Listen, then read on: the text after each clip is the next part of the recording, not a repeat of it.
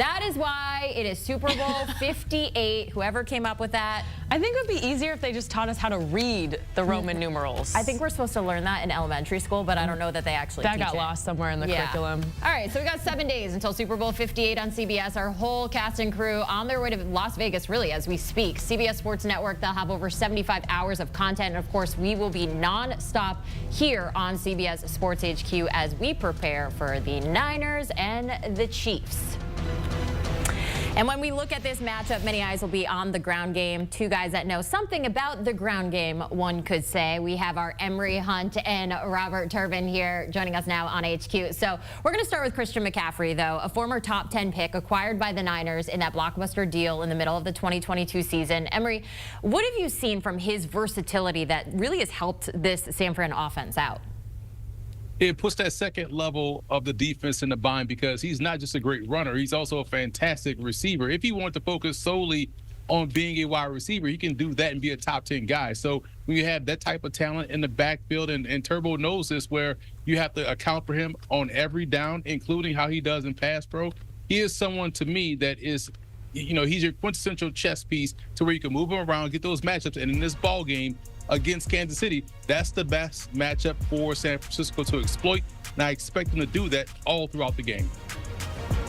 Yeah, I agree with you, Emory. Not to take anything away from the running backs in the past. I mean, Raheem Mostert was one of the best running backs in the NFL this year, but he doesn't bring the skill set that Christian McCaffrey brings to the table. Defenses have to game plan for Christian McCaffrey being a part of that passing game. Who's going to guard him?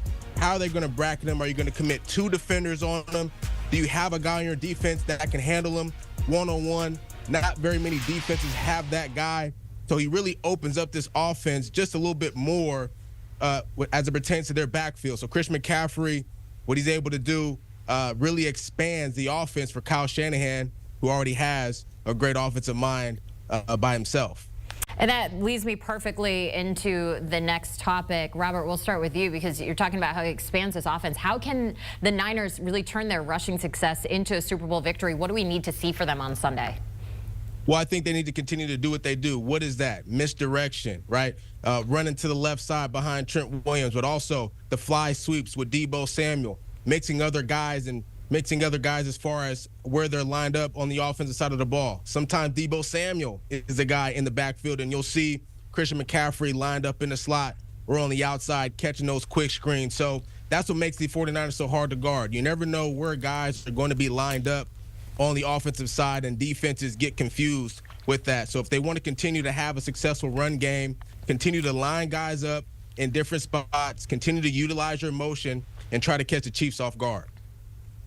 And I'm going to look at the line of scrimmage because I feel like that's where they can have some success, too. When you think about what the Chiefs will be lacking, Charles Omenihu tore his ACL in the AFC Championship game. So now you may have a lot of access to the outside, access to the edge. They're going to play someone new there. You may even see a rookie line up opposite of a Chris Jones. So that's going to be an interesting situation for Kansas City. They're a little bit thin now on the defensive line, and we know Trent Williams on one end. We know what they have on the opposite end. They also can lean with that tight end as well. So getting the outside perimeter run game going is a way to where San Francisco, to me, can have a lot of success running the football against KC. Emory, I got to ask, though, the last time that these two teams met up in the Super Bowl in 2020, the Niners outrushed the Chiefs in the Super Bowl, but they still lost that one. So what do we need to see different this year? If it ain't broke, don't fix it, right? So my thing is, listen, they have not only Christian McCaffrey, but Turbo talked about it. Deebo Samuel, too, is someone that can also tote the rock. And when you have that level of continuity going from your star tailback to your star wide receiver in terms of running the football, I mean, that's key for San Francisco. But for Kansas City, when you look at what they can do, they're running the football rather well. They have Isaiah Pacheco who can run downhill. It's going to be about that offensive line. We know the matchup here is where San Francisco has a lot of strength because their defensive line is impressive. So matching widths up front along the line of scrimmage, getting creative in your run game. We saw Detroit run the ball outside against San Francisco. But for Kansas City, it's about Pacheco. Maybe you get Jerick McKinnon back, which would be huge because he's your big play threat in the backfield. So it's about getting creative up front, taking advantage of that over-aggressive defensive front of San Francisco. Well, there's no doubt that Christian McCaffrey really is the key X factor and difference maker in this game for the 49ers in comparison to their last matchup because Christian McCaffrey was not on the roster. A lot of the other weapons were there. And so now you bring this dynamic with number 23, Christian McCaffrey. I just think he brings an extra element to the 49ers that may help them get over the hump this time around. And I know we just got done talking about him, but he's such an important piece that's how huge of a factor he can play as it pertains to winning and losing that game. If you look at last week against the Detroit Lions, I think without Christian McCaffrey, the 49ers lose that game. So they have more playmaking ability now on the offensive side of the ball. I think the other key is, obviously, you can't turn the ball over in the way that they did in the first matchup. And I think Brock Purdy, what he brings to the table as far as ball security, elevates that element for the 49ers in trying to secure the victory this time around. And talking about weapons, I want to look at the Chiefs now. They have their second year back in Isaiah Pacheco as their top rusher. Now, for so long, we've talked about Casey's game in the air. Emory, how has Pacheco balanced this offense out?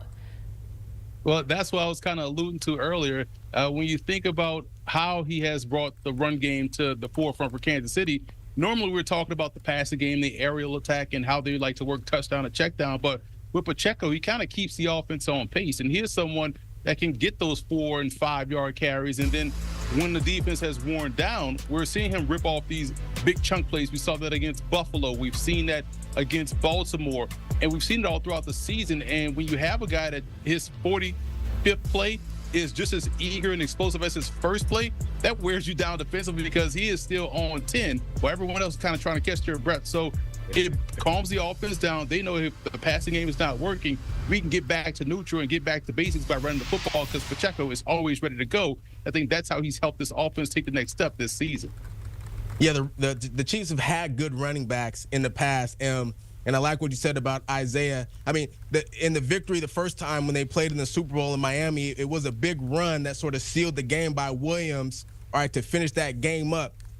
Isaiah Pacheco, what he brings to the table is just a little bit more of a physical element that I think Kansas City hasn't had in the past. And so now you have a guy who not only can get around to the edge, he's got the speed to do that, but man, he can lower his pads. He's got a low center of gravity. He's got great balance, and he can really get downhill and bring that physical element that I think the Chiefs need from their running backs. And that's where to me, the difference is as far as Kansas City and their run game is concerned. It's really helped Patrick Mahomes and these guys open things up in the passing game during these playoffs, and it helps that everybody else has been able to step up and elevate their game as well. But Isaiah Pacheco, there's no doubt about it.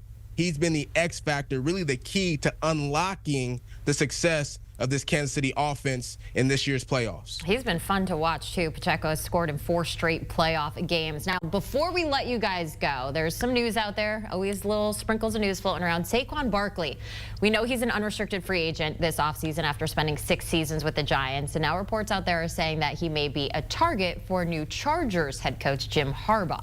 So, Emory, new suitor on the West Coast. Would you like to see it? What do you think? Listen, I'm not surprised John Harbaugh is not interested. Jack Harbaugh, Rufus Harbaugh, Jerome Harbaugh, all of them should be interested because he's a fantastic tailback. But Jim Harbaugh getting a guy that's an explosive game breaker in the backfield and Saquon Barkley would be a legit home run because now, if you think about what they already have on the perimeter and you have an athletic quarterback in Justin Herbert, we know how Jim likes to get the quarterback involved in the sprint out passing game, the QB run game. And when you have that explosive element in a Saquon Barkley, you really have a hard time game planning defensively for an offense that features that. So if I'm the Giants, you better tag him once again and at least get some compensation for Saquon Barkley because there's a list of teams that should be wanting his services. And if the Chargers are able to get him, that offense should be at least top 5 this season. Yeah, what Jim Harbaugh is going to be focused on is how can I make life easier for my franchise quarterback, Justin Herbert, and then how can I continue to elevate his game and make him better than he already has? Well, historically, Jim Harbaugh, everywhere he's gone, Stanford, Michigan, 49ers, he's always had a top 10 run game. He's always been about the run game. We're going to see Justin Herbert under center a lot more than we have been in the past. He's been a lot of shotgun-centric offenses that he's been in over the course of his career. That's going to change under Jim Harbaugh, and he wants a guy who can be the bell cow, who can be a 3-down back and really change the dynamic of the offense, not just getting downhill in that power scheme that he likes to run, but also being able to use that versatility on the edges and catch the football on the outside as well.